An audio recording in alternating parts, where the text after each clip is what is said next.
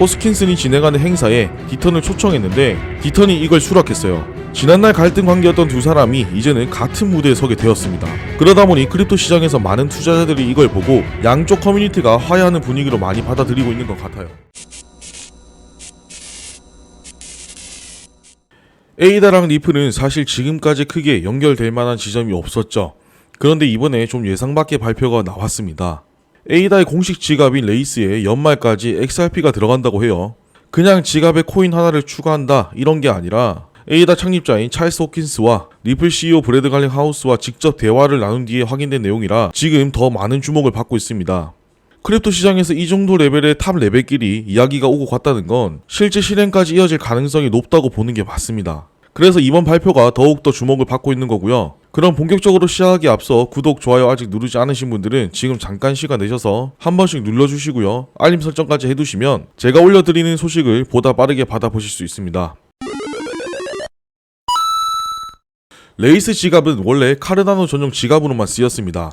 그런데 지난 6월 비트코인 지원을 추가하면서 본격적으로 멀티체인 전략으로 전환했죠. 이제는 카르다노 네트워크에 국한되지 않고 여러 체인을 연결하겠다는 겁니다. 멀티체인 지갑 시장은 과열돼서 치열해지기 시작한 지는 조금 됐습니다. 메타마스크가 이더리움과 EVM 계열 네트워크를 기반으로 시장을 장악했고 트러스트 월렛은 70개 이상의 체인을 지원하면서 글로벌 사용자들을 끌어모으고 있어요. 레이스가 여기서 뒤처지지 않으려면 단순히 EVM 계열 체인만 붙이는 걸로는 부족합니다. 그래서 비트코인에 이어 XRP까지 통합하는 건 차별화를 노리는 전략으로 볼 수 있습니다. 사용자 입장에서 보면 이 변화는 아주 실용적이에요. 지금까지는 네트워크마다 따로 지갑을 관리해야 했지만 앞으로는 레이스 하나로 카르다노, 비트코인, XRP를 다룰 수 있습니다. 이런 편의성은 곧 사용자 유입으로 이어지고 결국 카르다노 생태계 전체 확장으로 연결될 수 있겠죠. 여기서 흥미로운 건 호스킨스의 태도 변화입니다. 사실 호스킨스는 과거 XRP 커뮤니티와 사이가 좋지 않았습니다. 2021년쯤 불거진 이더리움 게이트 논란에서 갈등이 크게 드러났어요. 당시 XRP 지지자들은 이더리움이 SEC와 유착의 특혜를 받았다고 주장했는데 호스킨스는 이런 주장을 음모론이라고 비판했습니다. 이후 XRP 커뮤니티와의 관계는 험악해졌고요. 하지만 최근 몇 년 사이 호스킨스의 입장이 많이 달라졌습니다. XRP를 미국 외환 보유 자산에 포함해야 한다는 주장에 힘을 실었고 리플이 스테이블코인 발행사 서클을 인수할 가능성에 대해서도 긍정적인 의견을 내놨습니다. 갈등에서 협력으로 태도가 변했어요. 이건 단순한 개인의 감정 변화라기보단 업계 판도가 변한 게 가장 크다고 생각합니다. 미국 규제 환경이 급격히 변하고 있고 글로벌 송금과 CBDC 프로젝트가 확대되면서 XRP의 중요성을 무시하기 어려워지고 있어요. 여기에 더해 XRP 커뮤니티의 핵심 인물인 존 디턴까지 에이다와의 접점을 만들고 있습니다. 디턴은 XRP 투자자들의 권익을 위해 미국에서 활발히 활동해온 변호사이고 상원의원 후보로 출마한 경험도 있죠. XRP 커뮤니티에서는 거의 상징 같은 인물입니다. 호스킨슨이 진행하는 행사에 디턴을 초청했는데 디턴이 이걸 수락했어요. 지난날 갈등 관계였던 두 사람이 이제는 같은 무대에 서게 되었습니다. 그러다 보니 크립토 시장에서 많은 투자자들이 이걸 보고 양쪽 커뮤니티가 화해하는 분위기로 많이 받아들이고 있는 것 같아요. 이런 분위기는 앞으로 공동 이벤트, 공동 마케팅, 나아가 공동 개발까지 연결될 가능성을 열어줄 수 있죠. 마치 정치권에서 반대 진영이 연합 정부를 꾸려 새로운 국면을 만드는 것처럼 블록체인 업계에서도 협력 구도가 만들어지는 셈입니다. 리플과 에이다는 기본적인 성격 자체가 다릅니다. 리플은 은행과 송금업체 같은 전통금융 네트워크와 협력해 결제 시장에서 자리를 잡아왔고 반면에 에이다는 학문적 연구와 기술적 안정성을 내세우며 개발자 친화적 플랫폼을 구축해왔습니다. 하지만 두 프로젝트 모두 공통점이 있어요. 충성도 높은 커뮤니티와 장기간 축적된 기술력이죠. XRP가 카르다노 레이스 지갑에 정식 통합되면 사용자는 카르다노 자산과 XRP를 따로 지갑을 바꿔가며 관리할 필요가 없습니다. 하나의 환경 안에서 두 네트워크 자산을 다룰 수 있게 되는 거죠. 예를 들어 카르다노 네트워크에서 활용하던 이용자가 XRP 송금을 하고 싶을 때 별도로 지갑을 열 필요가 없어지는 겁니다. 이건 단순히 편의성 문제만은 아닙니다.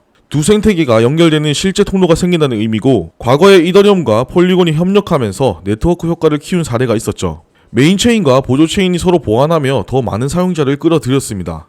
그러다 보니 XRP와 에이다의 연결도 같은 방식으로 확장을 만들어낼 가능성이 있다고 보고 있습니다. 결국 이번 통합은 지갑 기능 업그레이드 이상의 의미를 갖는다고 봅니다. 각자 다른 노선을 걸어온 두 프로젝트가 이제는 교차점에서 만나 사용자 기반과 네트워크 활용도를 동시에 넓히는 계기가 되는 거예요. 이제 앞으로의 전망을 보겠습니다. 첫 번째 가능성은 XRP의 카르다노 디파이 참여입니다. 이미 카르다노 생태계에는 탈중앙화 거래소와 대출 서비스 같은 디파이 프로젝트들이 있습니다. 여기에 XRP가 유동성 자산으로 활용되면 송금 네트워크뿐만 아니라 금융 서비스 전반에서 쓰일 수 있어요. 두 번째는 스마트 컨트랙트와의 연결입니다. 지금까지 XRP는 주로 송금과 결제에 초점을 맞췄지만 카르다노의 스마트 컨트랙트를 만나면 자산 토크나 스테이블 코인 결제, 디파이 파생 상품 같은 새로운 영역에 들어갈 수 있습니다. 그리고 세 번째는 기간 채택 확대입니다. 지금 리플은 은행이나 송금업체와 일을 많이 보고 있죠. 반면 카르다노는 정부나 학계 프로젝트에서 사용되고 있습니다. 이 두 프로젝트가 가진 강점이 합쳐지면 기존 금융권과 블록체인 생태계 전반적인 부분에서 입지가 넓어질 수 있을 거예요. 리플이 과거 머니그램, 웨스터 유니언과 협력해 실제 송금 시장에서 입지를 키웠던 것처럼 이번에는 블록체인 내부에서 새로운 기회를 잡으려는 움직임이라고 볼 수 있는 거죠. 차트도 한번 살펴보겠습니다. 지금 날봉상 크게 삼각수렴 진행 중인 건 제가 어제 영상에서도 말씀드렸고 소통방에서 계속 강조드리고 있습니다. 이게 이제 위로 뚫고 올라가냐 아래로 뚫고 내려오느냐가 정말 중요한데 어느 쪽으로 뚫어주든 1대1 비율로 최대폭을 잡아볼 수 있습니다. 그러면 아래로 빠질 경우에는 올해 초부터 이어져온 하락 추세와 얼추 맞아 떨어지죠. 여기까지 내려온다면 신규 진입하시는 분들은 좋은 기회가 될 거라고 생각을 하고요. 반대로 위로 뚫고 올린다면 그땐 본격적인 상승 랠리가 시작될 거라고 생각합니다. 위로는 어쨌든 매물대가 딱히 없기 때문에 충분히 원하는 만큼 치고 올라갈 수 있기 때문이죠.